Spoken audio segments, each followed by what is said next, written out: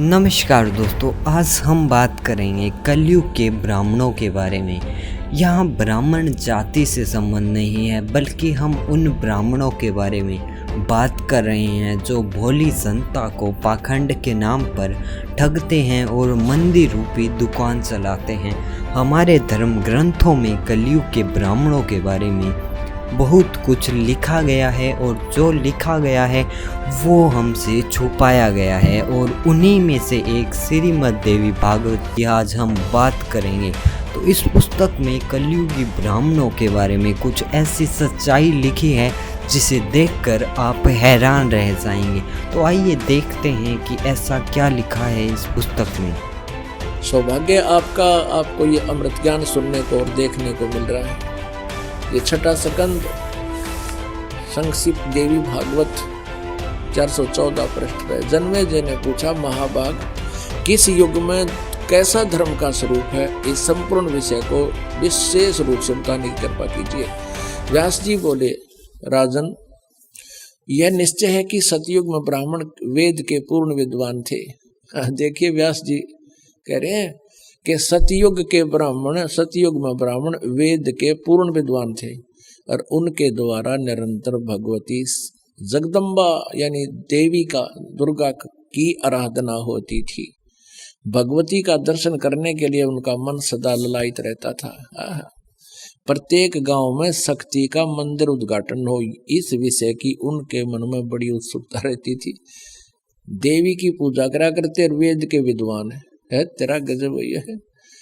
और ये सतयुग में ये मंदिर का लठी कटवाए नकली ब्राह्मणा ने, ये काम बिगाड़ रखा सारा। अपने स्वार्थ बस अपने चेले बिठा दिए, उन्हें पूजा लागी, इनकी मौज माच की। प्रत्येक गांव में शक्ति का मंदिर हो। अब यहाँ क्या बता, देखिए ये तो सतयुग के ब्राह्मणों की स्थिति। अब कलयुग के ब्राह्मणों की स्थिति थी, और सुन लो इसी पवित्र पुराण में। धर्म की यही सती थी, त्रेता में भी रही, परंतु कुछ ह्रास हो गया था। सतयुग की जो सती थी वह द्वापर में विशेष रूप से कम हो गई थी।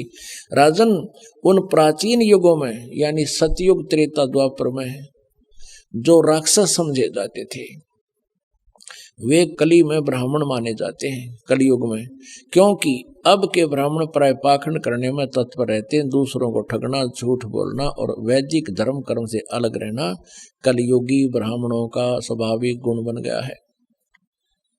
पुण्यात्मा, परमेश्वर ने 600 वर्ष पहले कहा था, वेद पढ़े पर वेद न जाने, ये बाँचे पुराण 18। और पत्थर को ये पत्ते खुआवे, भूल गए सिरजनहारा।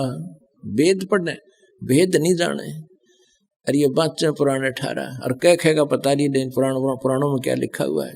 ब्रह्मा जी अजरो अमर है, सर्वेश्वर है, महेश्वर है, इनकी कोई माता पिता नहीं, यही समृद्ध शक्ति है। और ये जन्मते मरते नहीं। और पुराणों में लिखा है ये जन्मते और मरते हैं, इनका तो जन्म और मृत्यु होती है। यही अपनी देवी पुराण आपको स्पष्ट करेगी। पुणात्माओं, जब तक हम अपने उन पवित्र सदग्रंथों से स्वयं परिचित नहीं होंगे तो हमारे अंदर जो जमा हुआ ये युगों युगों का लोक वेद या दंत कथा हटे नहीं, और इसके हटे बिना भगवान की रुचि बढ़े नहीं तो हमारी इन्हीं में आस्था पड़ी रहेगी। तो दास का उद्देश्य यही है कि आपको रूबरू करा दूं ताकि आप प्रत्यक्ष प्रमाण देखकर भगवान को पहचान सके और ज्ञान समझ सके। और ज्ञान समझ में आ गया फिर तो ये परमात्मा की महिमा बच्चा बच्चा गाया करेगा। और कोई भी नो कहेगा कबीर इज गॉड, अब तेनों क्या छोड़ किसने कबीर गॉड बना दिया, देख लो भाई, सुन लो, उस कबीर दानक न भगवान बतावे। यानी 1000 लाख करोड़ आदमी ये कहने वाले मिलेंगे। और फिर क्या होगा, एक भी विरोध करनिया नहीं होगा। वो न्यू कहेंगे कि हमें भगवान कबीर इज गॉड। कबीर तो परमात्मा ही थे, यही पूर्ण ब्रह्म थे। तो उस स्थिति में आने के बाद फिर हम केवल आप जी को परमात्मा के वो ज्ञान महिमा कोड वर्डों में भी सुनावांगे तो भी समझ में आवेगी आपके, और आनंद और अधिक होगा। तो उसके लिए ये खेत तैयार किया जा रहा है, ये फील्ड तैयार किया जा रहा है, सदग्रंथों को रूबरू किया जा रहा है।